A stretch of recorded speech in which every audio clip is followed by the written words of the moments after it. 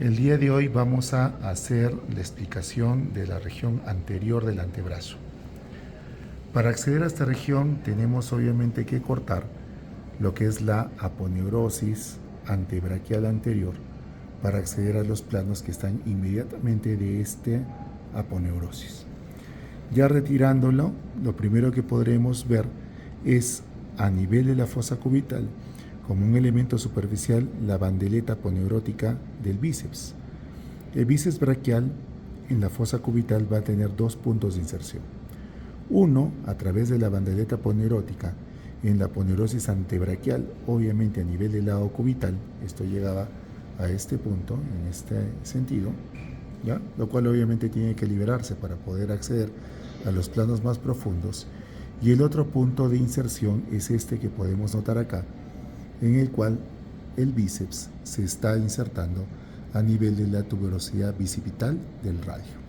Vamos a retirar esto, ¿no?, para poder notar con mayor claridad cómo el bíceps se está insertando a nivel de la tuberosidad bicipital del radio. Recuerden que el bíceps, por ende, va a tener dos funciones. Es un músculo que es flexor de la articulación del codo y a la vez también va a tener cierto grado en la acción de supinación del antebrazo. Liberadas estas estructuras, vamos a retirar la bandeleta aponeurótica hacia arriba. Podemos notar cómo en la región de la fosa cubital, como siempre, aparecen elementos superficiales. En este caso estamos viendo aquí a la vena cefálica del antebrazo, la cual después está continuando como la vena cefálica del brazo, ¿no? Obviamente vemos que se emiten algunas venas perforantes que están comunicando el sistema superficial con el sistema profundo. De la misma manera hemos tenido que retirar la vena basílica, pero aquí estamos viendo ya no los elementos superficiales, sino directamente los que encontraríamos por detrás de la aponeurosis antebraquial. Entonces notamos, en primer lugar, a la arteria humeral. Y a su costado puedo notar a esta estructura que se trata del nervio mediano. Les vuelvo a repetir, estamos por detrás ya de la aponeurosis, ya que la hemos retirado, ¿no? Por eso es que no notamos ya la basílica es superficial. En cuanto a la arteria humeral, vemos que está siendo acompañada por las respectivas venas humerales y además que esta arteria humeral en la fosa cubital se está dividiendo en dos ramas, en la arteria radial y la arteria cubital.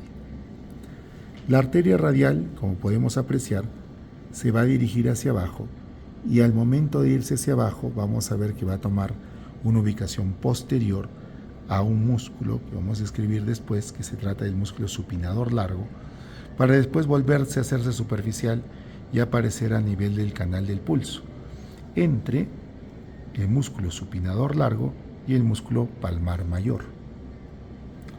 Por otro lado, el resto de la arteria cubital, como notamos aquí, va a desaparecer detrás del músculo que vemos aquí, que se trata del músculo pronador redondo, tras del cual también se va a desaparecer el nervio mediano.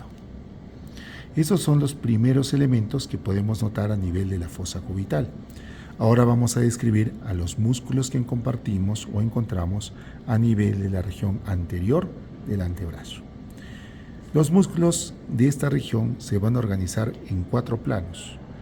El plano más superficial está dado por el músculo palmar mayor, que es el músculo que estamos viendo acá, el músculo palmar menor, que es este pequeño músculo que estamos viendo acá, el músculo cubital anterior, este músculo, ¿ya? Y finalmente, no perteneciendo exactamente al grupo anterior, sino al grupo lateral a este músculo, que notamos que recibe el nombre de supinador largo, también con el nombre de braquio radial, ¿no? Entonces, estos son los 4 elementos que vamos a ver superficialmente. Lo repetimos: supinador largo, palmar mayor, palmar menor y cubital anterior. Detrás de estos músculos es posible poder ver a otro músculo que constituye el segundo plano, este músculo que estoy tomando con esta pinza, que corresponde al flexor común superficial de los dedos. Esto correspondería al segundo plano, ¿no? Y un otro músculo que viene a ser también superficial, pero que solo es posible verlo en la parte proximal del antebrazo, que se trata del músculo pronador redondo. Al pronador redondo también se lo considera parte de los músculos del plano superficial o primer plano del antebrazo, junto con el músculo palmar mayor, con el palmar menor y el cubital anterior. Les vuelvo a repetir que el siguiente músculo que veo en el plano, pero que está y se considera el componente del grupo externo, es este, que es el supinador largo. Para ver al segundo plano, que es el músculo flexor común superficial, basta que podamos verlo evidentemente por detrás del músculo palmar mayor. Ahí lo encontramos. Pero para poder acceder al siguiente plano, tenemos que desinsertar a este músculo, al músculo flexor común superficial, de su inserción a nivel radial, lo que aquí se ha realizado, ¿no? Si yo extiendo lateralmente estos elementos, puedo notar que aquí se ha desinsertado a nivel radial a quién. En primer lugar, el músculo pronador redondo, lo hemos desinsertado. Y también hemos desinsertado a este músculo, que es el músculo flexor común superficial. Esto lo hacemos con la finalidad de poder acceder al tercer plano muscular. ¿Qué estructuras se encuentran en el tercer plano muscular? Levantando estas estructuras, puedo notar, en primer lugar, este músculo bastante amplio, que se trata del músculo flexor común profundo de los dedos. Y hacia el lado radial noto este otro músculo, que vendría a ser el flexor propio del pulgar. Si yo separo al flexor profundo de los dedos del flexor propio del pulgar, puedo llegar a notar la membrana interósea. Y justo sobre la membrana interósea puedo ver a este pequeño nervio, que se trata del nervio interóseo anterior. Si me dirijo más distalmente, en ese mismo plano puedo llegar a encontrar al cuarto plano muscular, donde se encuentra este músculo, que es el músculo pronador cuadrado. Pronador cuadrado. Entonces, nuevamente repasando los 4 planos para que nos quede bastante claro. Primer plano muscular, palmar mayor, pronador redondo, palmar menor y el cubital anterior. Segundo plano muscular, el flexor común superficial de los dedos. Tercer plano muscular, flexor común profundo con el músculo flexor propio del pulgar. Y cuarto plano muscular, el músculo pronador cuadrado. ¿Ya? Lo siguiente que tenemos que ver es qué estructuras van a encargarse tanto de la inervación como de la irrigación de los músculos que acabamos de estudiar. Para el tema de la vascularización, vamos a regresar a la arteria cubital, la cual podemos ver en este plano. La arteria cubital, ya habiendo desinsertado a los músculos ya mencionados, como el pronador redondo y el caso del flexor común superficial, noto cómo esta arteria empieza a discurrir hacia la fosa cubital y me emite este primer tronco, este que estamos notando en este punto. Se trata del tronco de las recurrentes cubitales.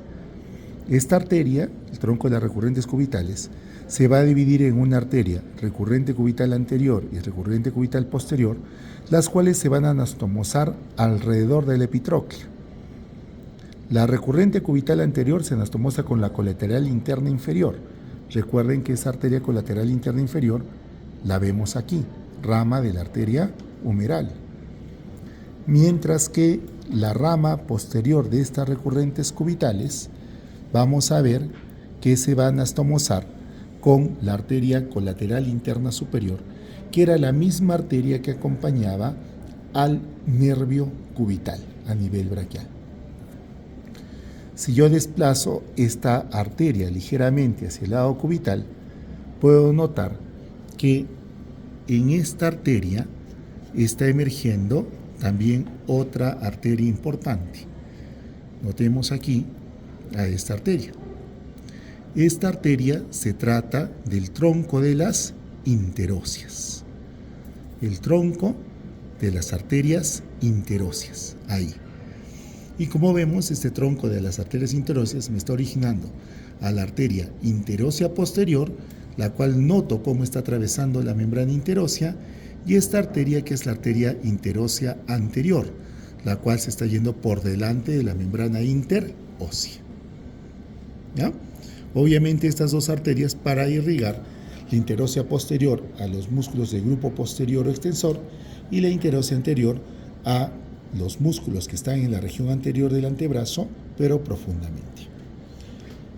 Ya con estas imágenes, habiendo ya descrito esto, solamente nos queda reconocer una pequeña arteria, la cual la podemos notar aquí. Cuando tracciono la arteria radial, ahí vemos esta pequeña arteria, esta, que se trata de la arteria recurrente radial anterior. La arteria recurrente radial anterior que se va a anastomosar con la rama anterior de la colateral externa, la cual va a formar a nivel del epicóndilo junto con la arteria recurrente radial posterior, la cual por si acaso es rama de la arteria interósea posterior, ¿no?, de esta arteria, para formar el circuito anastomótico pericondilio, mientras que las recurrentes cubitales van a formar el circuito peritroclear. Por último, nos vamos a ir a revisar las ramas que corresponden al nervio radial. Para acceder a esas ramas del nervio radial, encuentro el origen del músculo supinador largo con el músculo braquial anterior. En el medio de estos es posible encontrar al nervio radial. Si yo sigo al nervio radial hacia arriba, voy a notar que hacia arriba este nervio radial se divide en dos ramos. Este que va a ser el ramo superficial del nervio radial y este otro que viene a ser el ramo profundo. El ramo profundo se va a dirigir hacia el supinador corto, mientras que el ramo superficial va a irse por detrás del músculo supinador largo para conformar lo que conocemos con el nombre de rama superficial del nervio radial, el cual estamos viendo en este punto, y que además para este punto está acompañado de la arteria radial. El ramo profundo del nervio radial, que es el que estábamos viendo por acá, es el que se va a ir a la región posterior para inervar a los músculos del grupo posterior. Finalmente, podemos regresar hasta el músculo cubital, ¿no?, hacia el músculo cubital, porque sucede que detrás del músculo cubital anterior podemos encontrar el paquete vasculonervioso cubital, en el cual es posible distinguir al nervio cubital acompañado de la arteria cubital, ¿no? Ambos se van a ubicar justo entre el músculo cubital y el flexor común profundo de los dedos. Y recuerden que finalmente van a descender para pasar por el gullón, canal de gullón, a la palma de las manos. Además, al regresar sobre el nervio cubital, cuando hacemos esta tracción, es posible encontrar a este pequeño nervio que se trata de la rama dorsal del nervio cubital, el cual es un nervio netamente sensitivo destinado para la cámara cubital y dorsal de la mano. Aquí tenemos entonces una descripción anatómica de todos los elementos que encontramos a nivel del antebrazo. Ahora vamos a describir parte de la inervación. En el antebrazo, evidentemente, todo el antebrazo tiene una inervación muy importante desde este nervio, que es el nervio mediano. El nervio mediano va a encargarse de la inervación de todos los músculos que estamos viendo: pronador redondo, palmar mayor, palmar menor, flexor común superficial, flexor común profundo, ¿no es cierto? Y pronador cuadrado. Hay dos excepciones que no son inervados a nivel del antebrazo y del componente, obviamente, es el grupo flexor, por el nervio mediano. Estas excepciones son, en primer lugar, este músculo, que ya lo hemos descrito varias veces, se trata del músculo cubital anterior. El cubital anterior es inervado por el nervio cubital. Y la otra excepción, que es evidente, si yo desplazo esto, aquí estoy viendo por detrás del paquete vasculonervioso cubital al músculo flexor profundo de los dedos. Este músculo tiene un componente de origen a nivel radial y otro a nivel cubital. El componente cubital del flexor común profundo de los dedos también es inervado por el nervio cubital. Y estos vendrían a ser los dos únicos nervios del compartimiento del grupo anterior de los músculos del antebrazo que son inervados por el nervio cubital. Mientras que si consideramos a este grupo, que se trata del grupo lateral, donde el primer músculo es el músculo supinador largo, detrás de él encontraría al primero y al segundo radial y profundamente al supinador corto. A este grupo, conocido como grupo lateral, está siendo inervado por el nervio radial. Y no os olvidemos que hemos visto cómo el nervio radial emite un ramo profundo para terminar en la parte posterior del antebrazo, que es motivo de nuestra siguiente explicación, para terminar inervando a todos los músculos del compartimiento posterior del grupo posterior. Finalmente, en cuanto a lo que viene a ser elementos en cuanto a las funciones, no nos olvidemos que en este punto están atravesándolo lo que van a ser los flexores de la articulación del codo o del brazo. Los flexores van a ser evidentemente bíceps braquial, braquial anterior, que lo vamos a encontrar por detrás, y el músculo supinador largo. Se considera también como un flexor, pero accesorio, al músculo pronador redondo, pero no todos sus fascículos, sino el fascículo de pronador redondo que se está originando a nivel de la masa común flexora en la epitróclea. Otro tema que debemos de rescatar, muy importante a las alturas de esta disección, es notar cómo el nervio mediano, cual estamos viéndolo acá, está yéndose a la parte anterior del antebrazo, pero entre dos fascículos del músculo pronador redondo. Un fascículo que tiene su origen a nivel cubital y otro fascículo que tiene su origen a nivel humeral. Esto es importante debido a que el nervio mediano puede verse aprisionado entre estos dos fascículos del pronador redondo y originar lo que se conoce como el síndrome del pronador redondo, en el cual obviamente existe un atrapamiento del nervio mediano entre estos dos fascículos y obviamente esto va a ocasionar una serie de molestias en cuanto a la inervación del nervio mediano, es el comportamiento anterior, y además el componente superficial que está a nivel de la mano o componente cutáneo. Muy bien, doctores, entonces con eso hemos terminado de describir absolutamente cómo es la región antebraquial anterior. Lo que corresponde al componente superficial lo hemos descrito ya en prácticas pasadas.